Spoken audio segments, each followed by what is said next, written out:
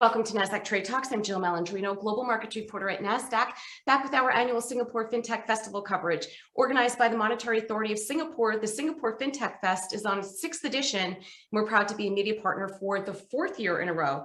Joining me for this segment, we have Dante Disparte. He's the Chief Strategy Officer and Head of Global Policy with Circle to discuss how growth in digital assets is transforming finance, payments, and money. Dante, it's great to have you with us. Welcome to Trade Talks. Thank you, Jill. Great to be with you. Let's start with the fintech environment in Singapore. What are you seeing there? Well, for one, it's just today, Circle made an announcement of our intentions to obtain a payment system license in Singapore. And the way I framed it in that announcement is that you simply cannot contemplate building an always-on business in global financial services without really contemplating Singapore as your hub.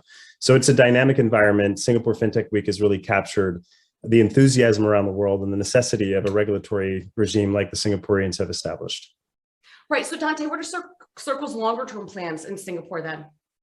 Well, in the longer term, we think of Singapore as the hub for Circle's APAC headquarters. We're looking at making substantial investments in the region with Singapore as a platform catering to not only the time zone, but the opportunities to have a very strong regulatory regime around Circle's activities. And so from Singapore, we think we could now build a business model and an infrastructure supporting Circle's services that follows the sun, where the sun really never sets.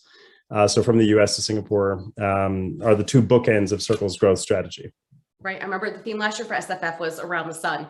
How is growth in digital assets transforming finance, payments, and money?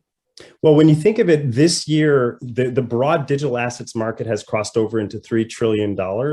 Circle's digital currency, USDC, has grown from $4 billion in January of this year to over $34 billion today, supporting more than $1 trillion of on-chain activity and ultimately becoming the digital thrift for a whole host of digital capital markets, payments, and a whole host of other services. So the whole industry really has come out of beta in 2018. And what we've seen thus far this year is it's really started to mature and become a core part of the global financial system.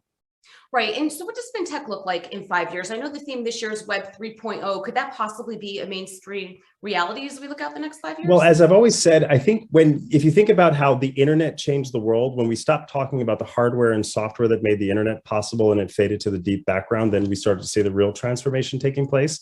I think so much of what is happening with blockchain-based financial services, digital assets, and the cryptocurrency market is that the technology is now beginning to fade into the deep background, and what people care about are outcomes. And I think in 5 years from today, this will just be normal. We don't send cross-border emails, and therefore I think in 5 years we wouldn't send cross-border payments.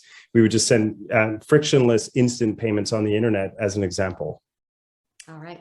Thanks for the insight, Dante, and for joining us on Trade Talks. I'm Jill Malandrino, Global Markets Reporter at Nasdaq. Thank you, Jill.